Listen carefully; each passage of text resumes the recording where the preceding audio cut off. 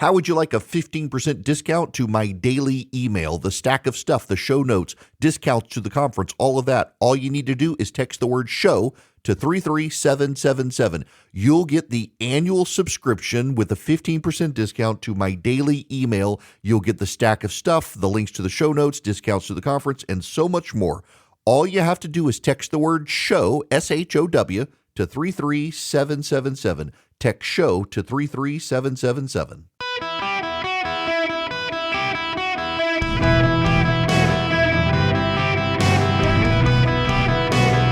Welcome to the Eric Erickson Show podcast, Hour 3.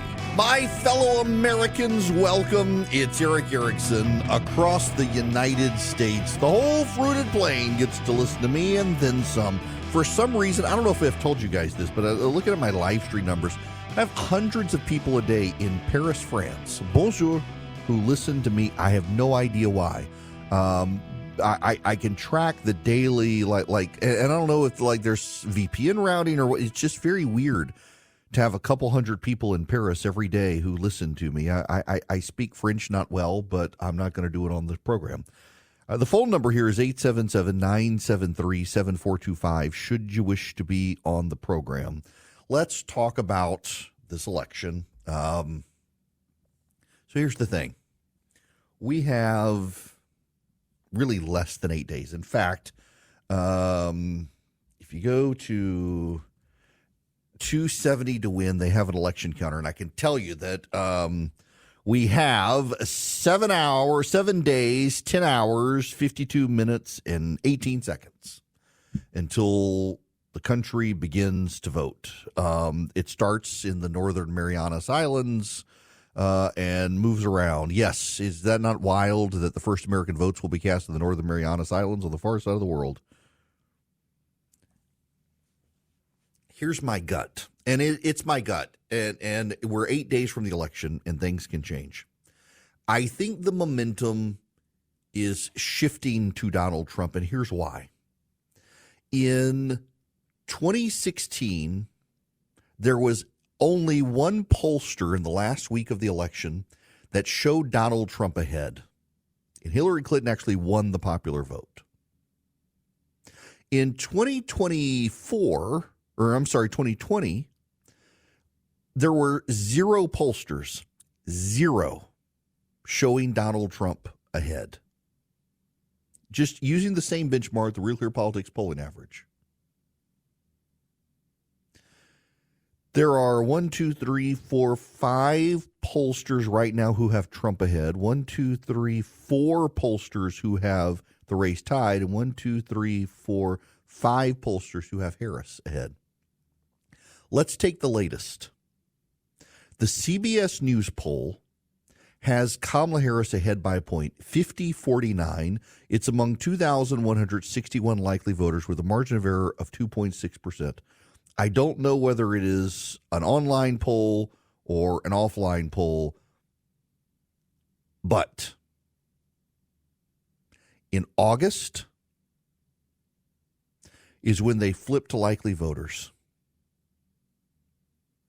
In July, they had registered voters, Harris up 1. They switched to likely voters, which every pollster switches to likely voters sometime around Labor Day. Likely voters is the people not who just know about the election, but the people who know they're going to go vote, say they're going to go vote, know when the election is. Those are likely voters. And most pollsters flip to a likely voter model the closer to the election. In August, CBS News had Harris up 3. In September, they had Harris up 4. In beginning of October, Harris up 3, and now Harris up 1. So even the latest poll from CBS News that has Kamala Harris ahead by 1 did have her up by 4, and then 3, and then 1. Take the Emerson poll. Emerson in August was still a registered voter model, and it had Harris up 4. In September, they switched to likely voters. It was Harris up 2. And then at the end of September, it was Harris up 1. And then the middle of October, it was Harris up 1. And now at the end of October, it's a tie race. Or take the New York Times. They had a tie, and then they had Harris up 3, and now they have a tie. The only poll that has shown any sort of a movement to Harris, like contrary to everyone else, was CNN. It had Trump up 2 and then Trump up 2, and then they switched to a likely voter model in September, and it was Harris up 1, and now it's Harris and Trump tied. This tells me that the undercurrent, the movement underneath the polling, the momentum has been towards Donald Trump. And then let's look at the signs on the ground now. Again, you have Republicans outpacing Democrats for the first time in Nevada. You have Republicans tied with Democrats in North Carolina early voting, the first time since George W. Bush's reelection in 2004. You have Republicans disproportionately ahead in Florida, so much so that even Democrats are saying they're definitely not going to win Florida looking at the numbers. And then let's look at the non-Trump races. There's a polling shift that has turned the Pennsylvania Senate race into a toss-up. There's a polling shift that has caused Republicans to move money to Nevada.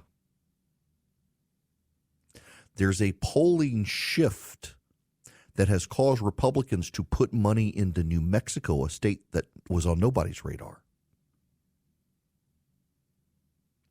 There's a polling shift in Wisconsin towards the GOP. There's a polling shift in Ohio towards the GOP. In the Real Clear Politics polling average of New Mexico, the incumbent Senator Heinrich is 10 points ahead of Domenici. Now, Domenici is a household name in New Mexico, famous political dynasty. They're 10 points behind in the polling average. And yet, there are all sorts of warning signs. There hasn't been any recent polling there. In Maryland, the Democrat is ahead by 11 points in the polling average, and yet the Democrats are putting money into Maryland. If there's a polling shift in all of these states towards the GOP, this is a momentum shift like we saw in 1980, where all the movement is shifting towards a party, not just a man. That means the Republicans probably keep the House. It means the Republicans pick up the Senate. In fact, if the election were held tomorrow, I can't really tell you who's going to be president, but I can guarantee you the Republicans take the Senate if the election were held tomorrow. Why? Because it's a 49-51 Senate right now, and the Republicans are going to pick up West Virginia. That makes it 50-50. And they're going to pick up Montana. That makes it 51-49 for the GOP. The Republicans will have to lose Nebraska or Texas or Florida, which is unlikely. But then the Republicans may now pick up Ohio. That would give them 52. If there is a real momentum shift in these races, they could pick up Michigan. They could pick up Wisconsin. They could pick up Nevada. They could pick up Pennsylvania. They could get a 54-55 Senate majority.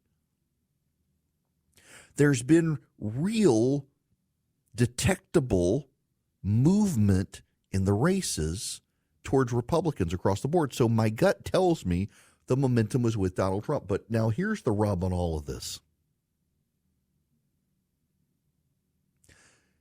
It's such a tight race, and it's so close that movement could shift in any direction. Movement could shift. And what happens if that movement shifts? Well, if you're the Democrats, it could shift in your favor, and all of a sudden in the very last week, all of these races suddenly swing towards the Democrats, and the Republicans pick up the Senate with just a one-seat majority. Or the movement could shift further to the GOP, and suddenly you're talking a 55, 56 Senate seat majority. You're talking a 20, 30 seat Republican majority in the House. This thing is on a razor's edge right now. But I just need you all to understand this. Right now, this week, there's nothing the candidates can do except this: get their voters out to vote and discourage the other side's voters from voting. That's why today, when you woke up every major news channel in America was focused on Kill Tony, the comedian. What's his name? Tony Hinchcliffe. His jokes, they were the jokes that guys tell each other, but also probably not the jokes you want at a political rally. I mean, if you watch not just MSNBC, but you watch CNN, you watch ABC, CBS, NBC, they're all about, I mean, they're big stories. In fact, it's going to be interesting to see what the lead stories are on CBS, ABC, and NBC tonight. Will it be about last night's Trump rally at Madison Square Garden? And if it is, will they focus on Trump or will they focus on the comedian? That'll tell you everything.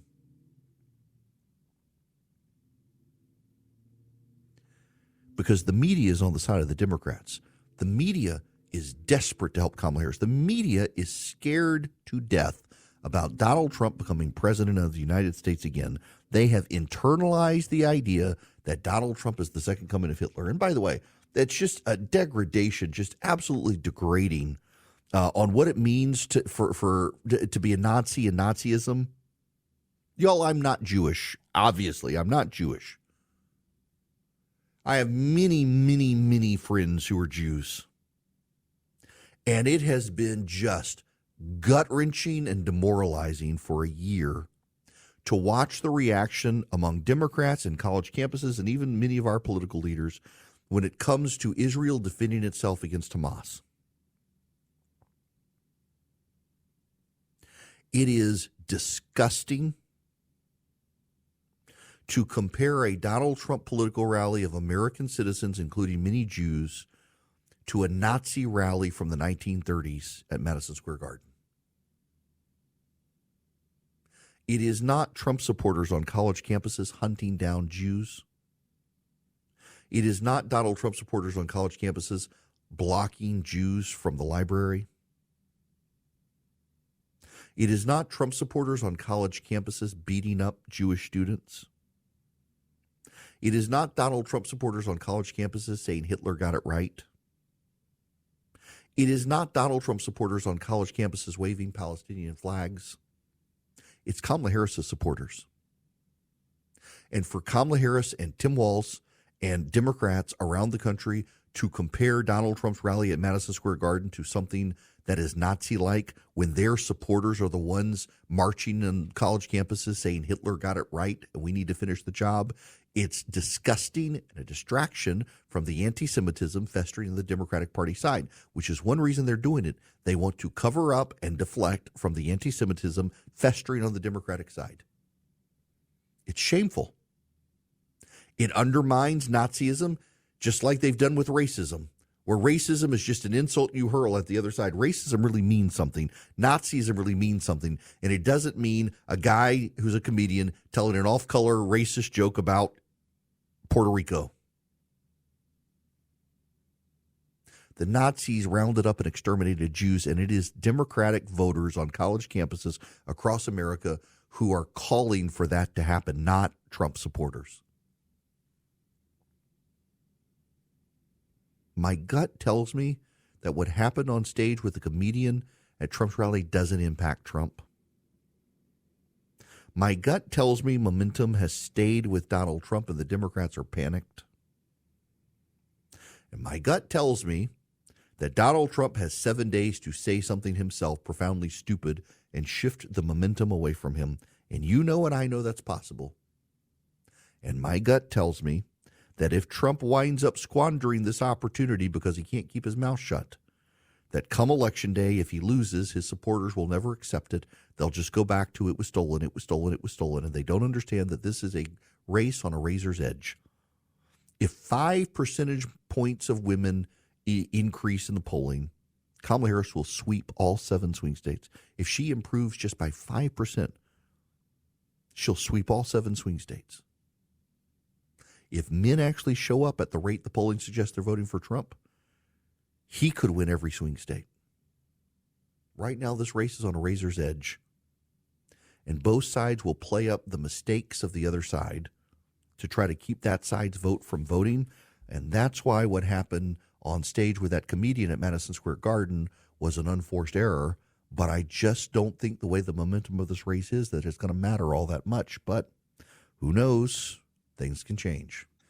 Welcome. It is Eric Erickson here. The phone number 877-973-7425. Have you heard J.D. Vance talking about Kamala Harris's laugh? Well played. It says all these Trump rallies are so dark. And then you watch a Trump rally for 90 minutes, and 30 minutes of it, and this is the way in which running for vice president is kind of like being a stand-up comedian. 30 minutes is just being funny as hell because he has a great sense of humor. And you realize people actually are having a good time. They're pissed off about the policies of Kamala Harris, but they're actually really having fun. And we're having fun out there. Then he goes on to say Kamala Harris laughs like someone who hit your car. Not wrong. Not wrong. Not wrong. Y'all, I just think the disconnect here between the Democrats and the media, it goes back to the men vote. The fact that they have this porn ad of this guy pulling a Jeffrey Tubin under the covers, and you're not going to be able to watch porn if Republicans are... Men actually want jobs, and they don't want to be canceled for telling a crude joke. As I have said before, I have my sense of humor is a rather dark, morbid sense of humor. I find many things funny that other people do not find funny.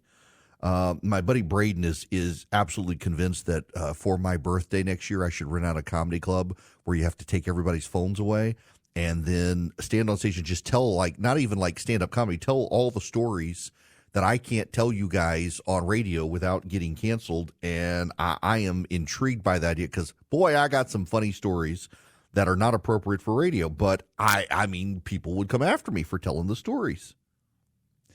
And there are so many men who, at this point, it's so visceral that, like Nick Bosa from the San Francisco 49ers, who nearly got canceled just because he liked a friend's Instagram post in 2014.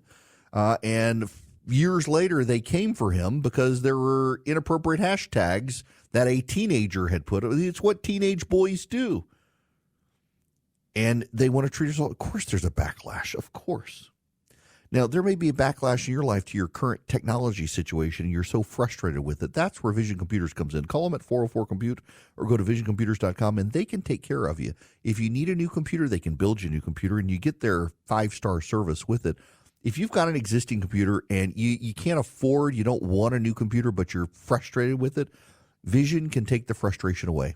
You call them at 404-COMPUTE for $179 a year. By the way, you mentioned me, you might be able to get a discount. They will become your tech support solution. So you get a special phone number you call. You don't know how to do something. You lost a file. You need to do something. Your email doesn't work. Your printer doesn't work. You can't figure it out. You'll call the special number. They answer the phone. They don't put you on hold. 15 seconds or less, you get the answer. Call them at 404-COMPUTE. Tell them I sent you. You can't afford downtime for your company. They can take care of all your company computers. Just $179 a computer. You don't need an in-house IT department when you have Vision Computers. Call them, 404-COMPUTE or visioncomputers.com, anywhere nationwide, 404-COMPUTE. Welcome.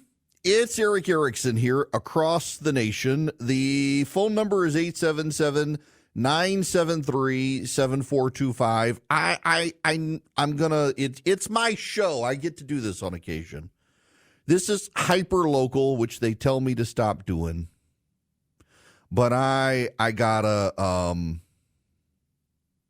say something. My favorite restaurant is a little place in Roswell, Georgia called Table and Main. I was there on Thursday night, did a bourbon and cigar event. I brought my humidor. There are about 50 or so people there, and they were raising money for a local charity in Roswell, Georgia. And they had a special dinner, and they did buckets of fried chicken and Nashville hot fried chicken. It was a fun time. I like the place because the food is just fantastic. The quality is great. The atmosphere is incredible. It's a small house. You can show up in shorts, and they're going to make you feel like you're at home. And all the food is seasonal. It's very local, very locally sourced, and they're getting an award a Michelin award tonight. There's a presentation. They've been asked to show up, and I'm proud of them. Ryan and Woody the chef. They're good people. Matt, I've been going there since they opened, and it is rare to have a restaurant with staying power as long as they have, and I'm just delighted for them. And man, the food is just good. Now, they rotate the food every 3 months. They change the menu, but they keep the burger and the fried chicken and the shrimp and grits. They're great people, so I'm proud of them. If you may have heard me say this before, I love my job. Over time, my job has changed a little bit. I used to come on in the mornings on WSB, and I love to just do news analysis because y'all know I hate everybody. I can be a Republican and tell you why they suck, and we don't do it as much anymore. There have been times, though. In fact, if the pig farmers listen, my old boss, the old program director at WSB, there was a time when tornadoes were coming through the metro Atlanta area. And I was flying out at 6 a.m. to go somewhere out west for an event. And our weather guy was out, and I drove from my hotel at the airport through rain and hail to get to the station, and I did live weather radar coverage until 1 o'clock in the morning, and fielded phone calls from people of where they were, what was going on, what the destruction was, the damage. I could read the radar. I actually years ago had a situation where the weather guy was out, and there was terrible storms. And so I actually paid myself, bought the program that a lot of meteorologists use, and then paid for the classes to go through to be able to read the radar as precisely as I could, to be able to tell people there's hail, here's the storm warning, all that. And I stayed up all night. I love radio. It is not a job I intended to do. If you're new to this program, I fell into it by accident with a local guy, got arrested in a crack house. Literally, he was a morning radio show guy, got arrested in a crack house. I was on TV at the time as a political analyst for CNN. They asked if I could do radio. I had no idea. Now it's the longest job I've ever had. I love radio. For the longest time, I did it out of my house. And at the drop of the hat, if there was breaking news in the middle of the night, my old boss would let me hop on it and do the analysis of it, do the news, field the coverage, bounce back and forth between the news channels with the breaking news, and come back to me and cover the news and get listener reaction. I enjoy it. I enjoy playing it straight. I can be the partisan. I am a partisan, but I also just like saying, here's what's actually going on. Here's the truth. There is one day in radio that I despise working. I mean, there are times where I think I could work Christmas, I could work New Year, I could work the weekend. I can just talk. It is apparently is my spiritual gift. I cannot shut up when I get behind a microphone. But there is one day I despise working in radio. There is one day that if I could just put it in my contract and say I'm not going to work this day. Now, they would never hire me if I did this. But there's one day of the year that I absolutely despise being on radio. It's called Election Day. So, for many years, I was a political consultant. On Election Day, there is literally nothing you can do. There is nothing you can do, and there's no news. There is no international news. The moon could fall onto the other side of the planet, and no one would report it.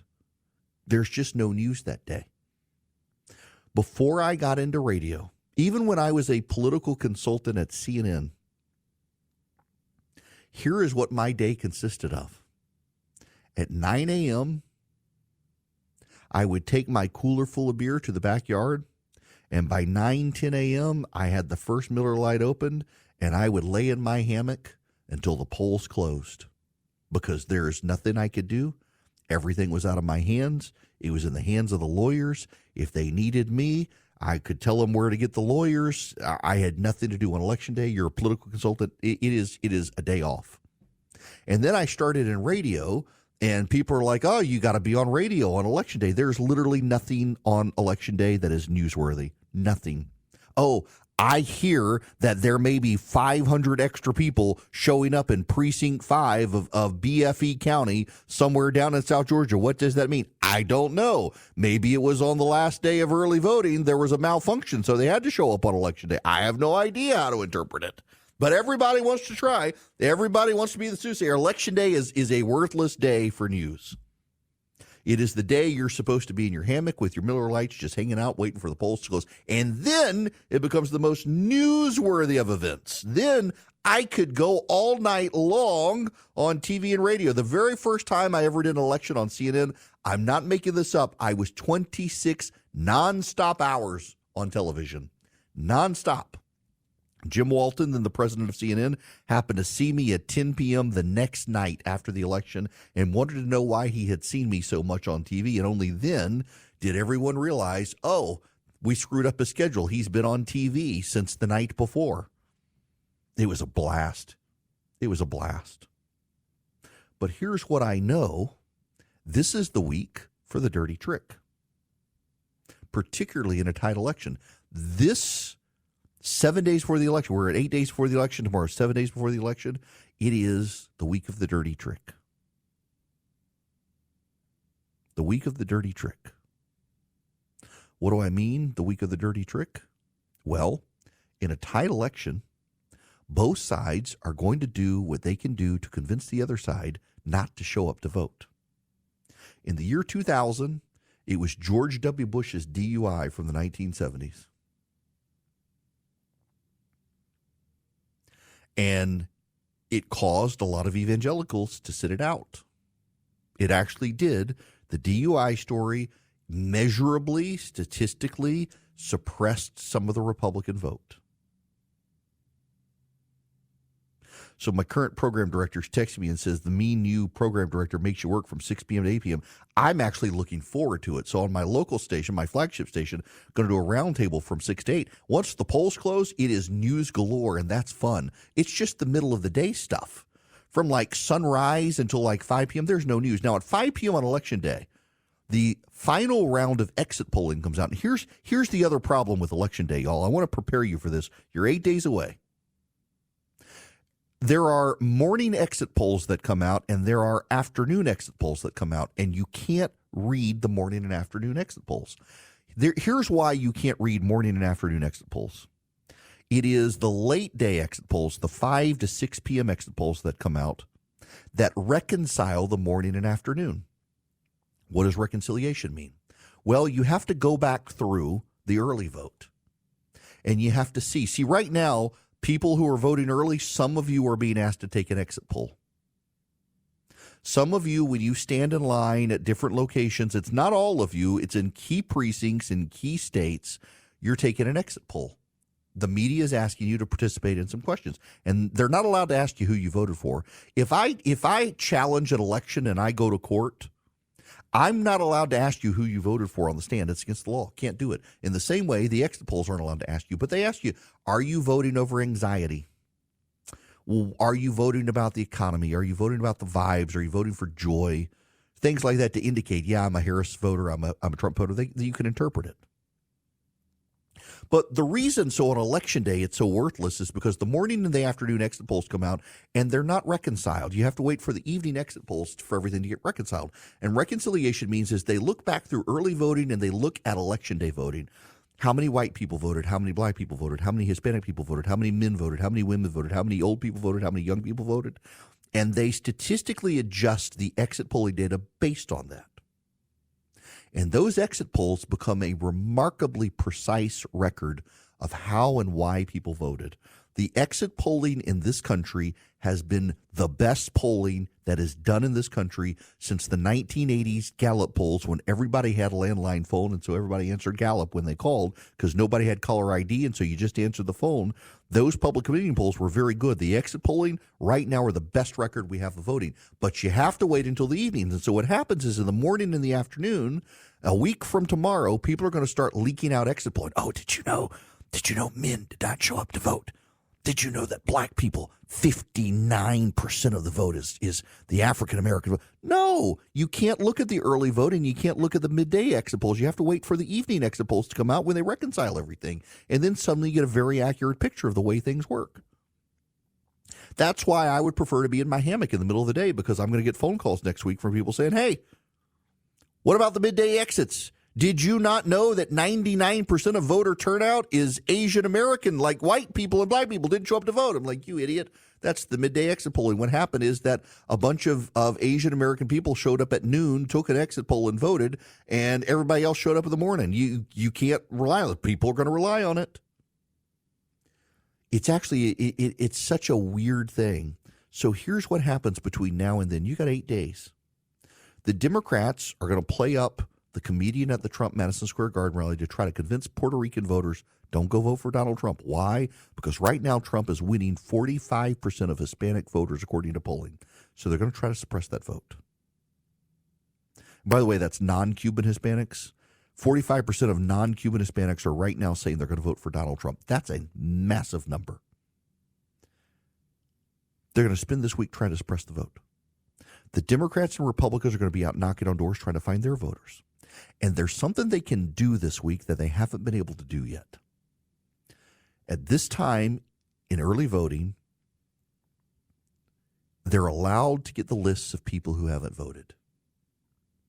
So if you're in Georgia, or you're in North Carolina, or you're in Florida, you can go see who hasn't participated in early voting yet. And those people are going to be the prime targets to get them to turn out, to get them to go vote early, or to get them there on Election Day. And Republicans and Democrats are going to nonstop keep after them. In fact, if you want to wind down your text messages you're getting and the mail that you're getting, if you vote early, you'll notice a slack off in this at the end of the week because your vote's already cast. You're no longer persuadable. They'll stop texting you. They'll stop mailing you before Election Day. You want to get out of that stuff sooner, you vote early. You want to keep it going until Election Day, you don't vote until Election Day, and they're going to light up your phone like you've never seen before. That's all this week is about. You cannot persuade new voters this week. New voters are done. They're saturated. Their minds are being made up without you. All you can do is get your voters out to vote, or you can kill the other side's voters. Not kill them physically, just say, like, did you see this thing where Donald Trump actually did a Nazi salute and spoke German and put on a little black mustache? Are you really going to vote for him? And suppress the vote. A lot of this, I suspect, this time is we're going to see like artificial intelligence generated videos. What is it? The fake videos that they put out now? We're going to see a lot of that stuff this week, I suspect, and a lot of people are going to be duped and fall for it. Both sides are going to do it. It's not one side or the other. Both sides are going to do it because this week it's about turning your voters out and suppressing the other side. When Democrats tell you Republicans are supporting voter suppression, the Democrats are supporting it as well. It's just the media is in on suppressing the vote for the Democrats. That's what this week is about. It becomes a slow week in politics. It's the wind down. It's where the political consultants are in the back room staring at the data, who voted, who didn't, how many more people do I need to get out of this precinct, how many people have I gotten out of this precinct, where can I go to find new voters. It's all going to be about focusing on turning as many of their voters out and suppressing the other side. It's kind of the fun week in politics because the mail is done, the media is done, the door knockers are out there. It's to the campaign managers now to look at the map and look at the list and say, where are the voters? Where are they going to vote? Where haven't they voted? How can I get them out? And that Kamala Harris is on a hot mic telling Gretchen Whitmer they got a problem with men is everything you need to know about the last week of this election. They're going to do everything they can to either get the men to vote for Kamala Harris or try to convince the men not to vote at all. It's going to be wild to see. Now, what's also wild is the secret war on cash Swiss America's been warning you about. You got these massively high interest rates. So, yeah, they've come down some, but they're still high. Swiss America has been the trusted leader in precious metals for 40 years, and they've been warning people about a secret war on cash. If you're interested in safeguarding your hard-earned cash from the secret war on cash, you need their free report. It takes less than 15 minutes to read. I have read it. Here's one of the things that actually stands out to me in their report. Like, I have assumed that if I use cash, my purchases are largely anonymous. And actually, if you read this report from Swiss America, what you can find out is the government has worked overtime to try to track numbers and the serial numbers and the identifying information on cash to be able to tie it to individuals and how they use their purchases. It's not as anonymous as you think. And by the way, it includes digital forms of currency. You can get the Secret War on Cash report completely for free from Swiss America. All you do is call or text my name, Eric, to 800-289-2646. And again, it includes cryptocurrency. The government is trying very hard to find out how you're spending money. So read the Secret War on Cash report. It's completely free. Just call or text my name, Eric, E-R-I-C-K, to 800-289-2646. That's 800-289-2646. Message and data rates may apply. You want to know why I think Donald Trump has the edge in this election? A Jewish man has been shot in Chicago. The assailant who shot him yelled Allahu Akbar before shooting him. The shooter is an illegal immigrant from Northwest Africa who crossed the southern border a year and a half ago. The moment Donald Trump won Georgia,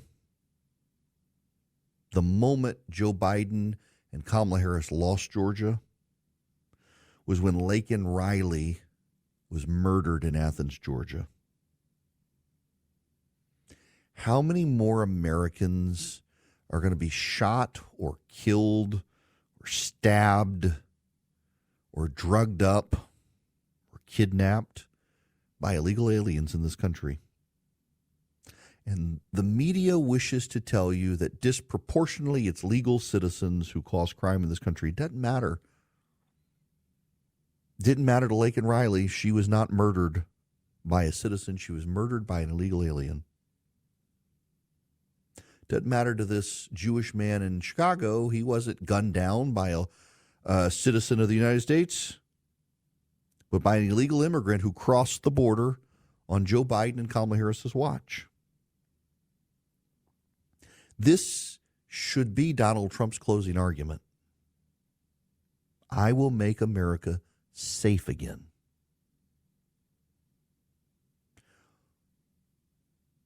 You're not going to hear a lot about this story, I predict, this week. The media is going to spend more time on the comedian at the Trump rally. An Orthodox Jewish man has been shot in Chicago walking to a synagogue as an assailant yelled Allahu Akbar over the weekend. He was an illegal alien who crossed the border and shot this Jewish American citizen. There's Donald Trump's closing argument right there. He will make America safe again, and the media may not get it, but everybody else will.